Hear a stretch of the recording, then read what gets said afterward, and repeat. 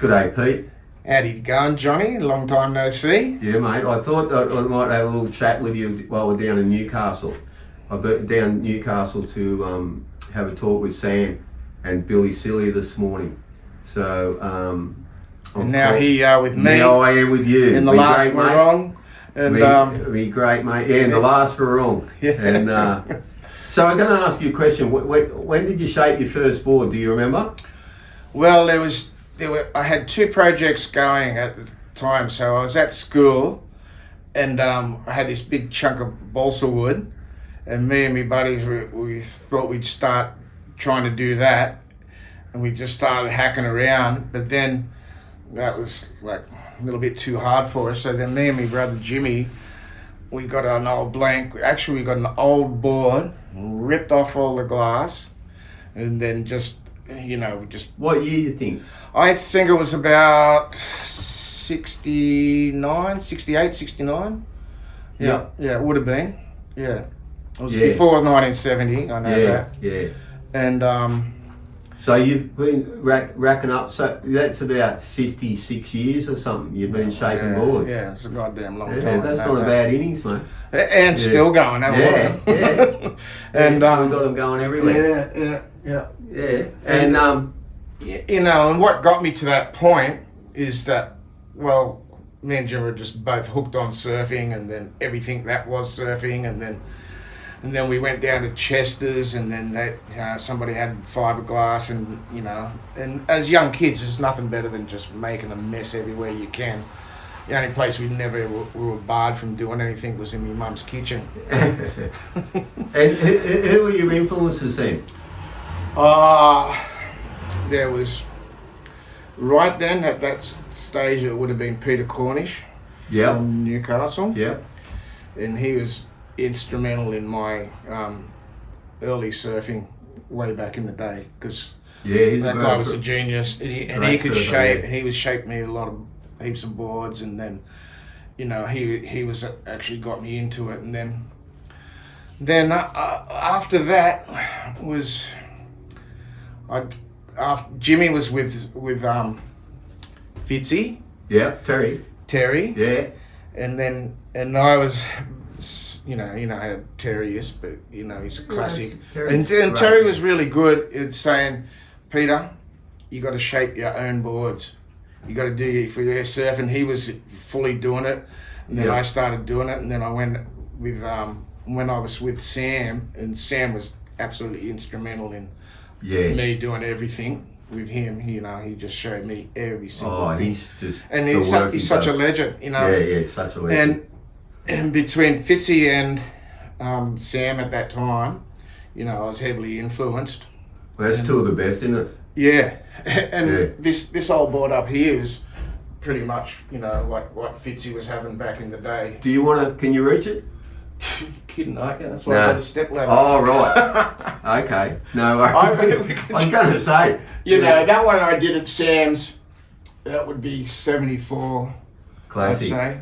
And, and it's just a classic board. But for me, shaping, it's just, I've just progressed. I've never said I was the best, I was going to change anything. No. So what Fitzy did tell me is, Peter, you got to make everybody. There's not two surfers in the world that surf the same, and he says, and nobody can ride the same. What's good for you, you can't do it, and for somebody else, more or less. Like the custom board, the custom and and I've only ever done custom boards. Yeah. Ever for just about, except for heaps into Japan at one stage, but all my customers that come and everything's repeat, and but like in saying that, and then that's how I got into doing it, making the boards for me. Like I had bought MR's 20s. Yep. Like he's like this, and I was just a skinny kid. I couldn't paddle his, so I had to make my 20s for me, and his were like 21, mine were like 18. Yeah. And so even at GLand and stuff, you used to ride small boards. I got that cover shot from down at Speedy's. I'm on a 5.6 tri-fin, and that was only 18 inches wide. Wow. You know. And now are you making wider boards? I make all different ones. Yeah, the one I'm riding now that I've just been riding this morning, it's a 6'4". It's like 3 1/4. Oh, not 3 1/4, 3 1/8. It's got a lot of liters in it, dude. A lot of fucking liters, and it's thick, but it doesn't spin out. Hey, it's just such a classic. Is it a twin fit? No, it's not a 20. Oh, I was going to do it as a 20, and I have ridden it as a 20. I've actually got it in the car. Yeah, because I did my first 20s for 43 years or something back, and we were interested in swapping. I wanted one of these pipeline guns off you. This is what I call them, the Padang models. Oh, here we go. Yeah. I've been doing quite a few of them.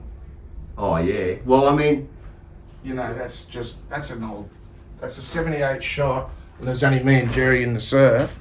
We interrupt this interview to show you the finished board that was an award at the Merriweather Board Riders 60th reunion. Whoever got this board's a lucky person. It's come out beautiful. You know, and that was at Padang. Yeah. I had my best surf I've ever had in my life out there. Yeah. I used to live for it. Yeah. You know? Yeah.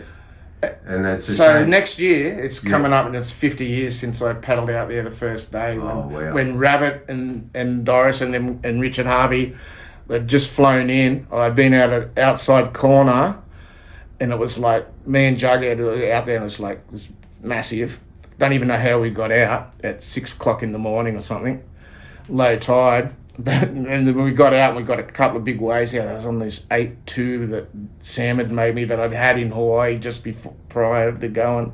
What year was that? 75. Oh wow, that's very early. Yeah. I got the first photos of surfing it the first day. Oh, unbelievable. Yeah. And then and Doris and who? Doris and them and Richard and so Rabbit and them Dickie who all turned up. Yep. When we come in. So this is how I got to Padang. We got out. We're out at the outside corner. Guess where we had to come in? Padang. Had to, and then we stand on the beach there, looking at it, and go, "Wow, look at that! Look at that!" But we didn't go out. We walked back up because our board carriers come down. But we went there the next day, and it was only half as big. Still good. Still good. 6 foot or 8 foot? 5 foot. Oh, 5 foot. Yeah. But it's but perfect. No one there, and that's the first day, and that's good. coming up next. It's so 50 good. years Coming next up June. 50. Yep. Yeah, that's just a fantastic history. And then, what year did you go to GLand first? Because I watched 76. I went over with me and Jerry, just talking about it the other day.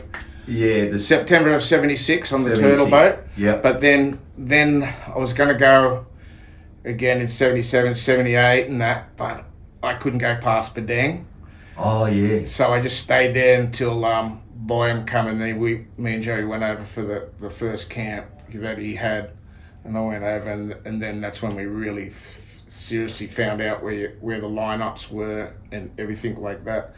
You know, because at that stage when we were over there the first time, we were just going out, and then I actually jumped off the boat in the middle of the afternoon, coming around off this turtle boat with Dave Michelle and the Hendersons. And you don't know where you are. I had no idea. I just jumped off and then I watched the boat. If I could sail off into the distance, and I'm there by myself going, now what? Well, But it wasn't too big. You know, it was about 4 foot, 5 foot. Lucky, yeah. Late in the arvo. But by the time I got down to it was dark.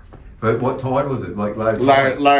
Low coming in. Oh, I perfect. think it was those, or median tides. Perfect, because people didn't used to surf at low tide. No. When I first went, I didn't even know where I was. Yeah. Like, and where were you now that you know?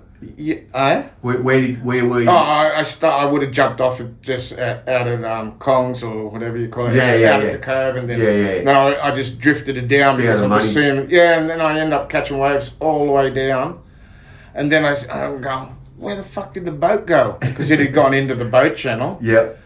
Right there, which was where we stayed for the next 17 days till we ran out of everything. And then the boys came over, Claw and them come about 5 or 6, maybe a week after we were in there. And then Jerry but we were just going out. We didn't even know where fucking anywhere it was. We just paddle out every morning. Once we went to the first land camp where Boyum had, Yep. and we were able to just stand there and go, okay, waves break there all the time, waves break there all the time. And that's when I end up surfing launching pads. You know, I'm sitting out there, I'm watching Jerry over here. I'm seeing him getting, sometimes he's pulling these hideous fucking things up there, and they just come along and be in there going, I'm looking at him and just going, because it just come into that big peak and then shut at the before he could that is nasty. from the launching pad. Yeah. And then I'm just going, hey, stay. I said, you should see this shit here. It's fucking nuts. I said, you just take off on these things. You just roll it. You just go straight for a bit, and then you just turn in, and then fuck it just opens up and goes all the way down there. Barrel time. Yeah, I said, and then he just went, fuck it. Yeah, it took days for me to get him to come down there. I'll be sitting there, he'd be sitting up there. Yeah. And go down here, breaks here every single time. And how many out then? 2 of you. Yeah, sometimes but nobody. We went for a few years where there was hardly anybody out there. Fantastic. And even when they did come, they'd only go out for a minute. We'd be out there all fucking day. Yeah. Well, they didn't have it. They weren't tuned. They didn't know what was Well, going on. it's just. Yeah. That's all right. We're pretty fortunate, and we really worked on our boards. Yeah. At that time. So places like that, you're going to be able to work on your boards, aren't you? You know? And sorry, I cut in, but No, you're right. also that we had the fucking luxury of nobody else in the water, and I had it down where I wouldn't even, if I didn't think I had a fucking 100% chance of making the wave, more or less, I'd just let it go and I'd get the next one. Get another one. Yeah, I'd just sit there, and I never went and paddled. I just used to wait for the wave to come right there, and I just swing and just about no paddle take off. Where you want it, yeah. You know, and every day is pretty different in GLand. Yeah. You know, because the storms are moving like that. The swell angle changes pretty quickly. You know, you think it looks the same. It always looks the same. Yeah. But it's pretty much not. No, well, I don't know. Have you ever noticed that? Yeah, I think the same. You know, like I don't think I've had 2 days the same out there. No, and I never really thought about it till then. You know. Yeah. You just think, was I in a different mood, or was I surfing a different spot? Yeah. You know, and no. It is. Well, I used to say that about Ulas. Yeah, and those Ulas is exactly the same. It's no two surfs the same. It's different every time. Every time, yeah. And the tides. But Ulas really, those classicest days at Ulas is when you can go out and surf the 3 main places all day long, where it changes with the tide. Yep. You know, and it's not too big for one spot. Yep. It's just that you perfect. Just move down the route. Yeah, you just go and you can get all day out there. Yeah, you know? no, I love those days. I love that. It's such. I wish we could still do it. You know. Yeah. I physically can do it, but I don't think there's any room. There's no room left. No room. I counted 92 guys out there the other day, and I went. Oh no. I said, does even 92 waves come in during the day? Yeah. Well, you know what snapper's like with 1,000. You go, you know that there's no way that there's enough waves coming through for everybody to get a wave, let alone that's the top 10 are getting 10 waves each, and the next 10 are getting 5 waves or whatever, and the bottom 500 aren't getting a wave. Well, when we were at like I hadn't been through Madawi for probably 30 years. And or maybe longer. I know. Last time I surfed up there at Balianas was with Neil Purchase Jr. and Margot. Oh, nice. And Jack. And it was. How's that? That those guys are like they're in their 50s or something. They're grommets, our grommets. I know. Well, this grommet over is 70 in April. You know, and just fucking mind-boggling. But anyway. Yeah. Yeah. So long as we keep going. Aren't they great fellas? And the junior's making beautiful boards too. Yeah. And his dad, very friends. Neil Senior was a really good buddy of mine, and he was pretty influential in all our shaping too. Way back in that day. Yeah. Well, when he was working at Sam's. I've heard that he invented the pointy nose at Kuya. Yeah, maybe. You know, and he's that humble that he would never say it, you know, and Junior's unreal too. Yeah, it's just a classic that the Grommets are now. I don't want to age them, but are they in their 50s? Well, Luke is. I couldn't believe it that Sam Margaret told me how old Luke is. Luke's 53 or 54 or something. Yeah. You know, it's just going, oh my God. Because his first final was my last final. Wow. Against one another down at Avoca. Yeah. Classic. Yeah. So, but all right. Well, show us what you got here, Pete. Well, Can you stand that up for us? I can. I'll have to back out a bit here. I can just put it. There we go. We'll get a bit of sunlight in it. I would turn this around, but I don't. Do you want to shut that door? No. I won't be able to get far enough away. Yeah, do you want me to pull that off? I know, lighting in his shit. That's another singly. Okay, Pete, tell us about this board you're holding up here. Well, this board is actually a sort of a replica of the 1978 Padang board that I was riding at the time. Picture. Yeah, in the picture with Jerry and that. And this one's 6'8", 19 and a half, and 2 3/4.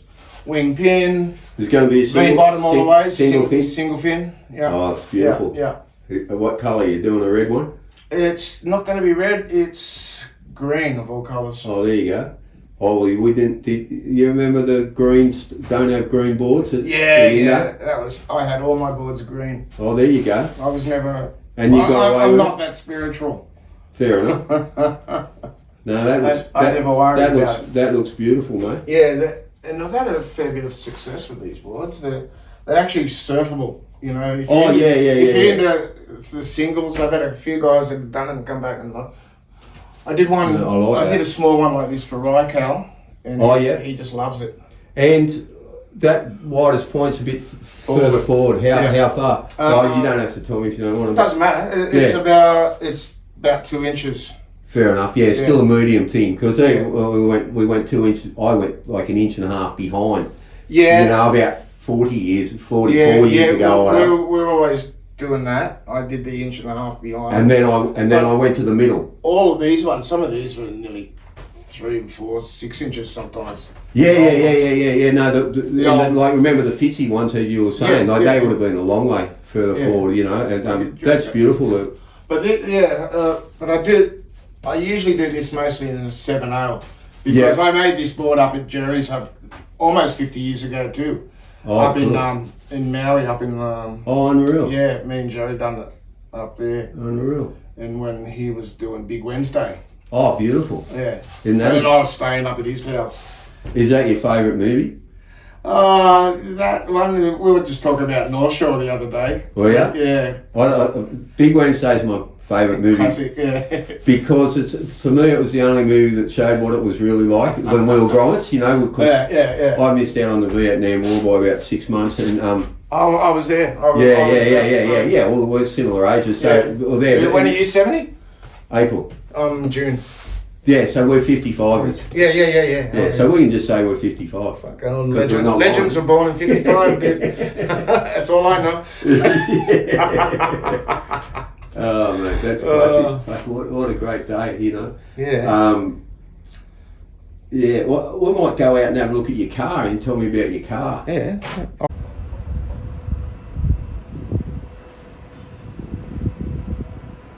There's a board, I think, being shipped by Jerry Lopez that's just arrived here in Newcastle. We'll ask Pete later. And his van. His wild van.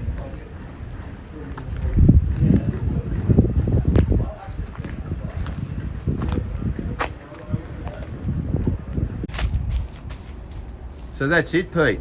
That's it. This is my 9.6 glider. Just arrived. Beautiful. You guys are the first people on earth to see it under my arm. And it's got a pointy nose, so you can't even call it a mal. You'll just be able to bother people. Oh, I'm going to be the scourge of the East Coast on this. I love it. He's a good mate. Hey? He's a good mate. He is the best.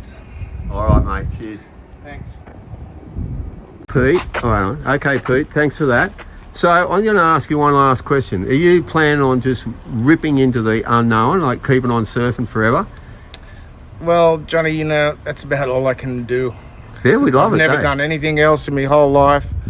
Ever since I was about 16, I only actually held a real job down at the BHP, and I only lasted 8 days in a row, and then I went bye-bye, and I've done nothing else but make surfboards ever since. Well, I would say keep up the great work, mate. All I can do is just keep paddling.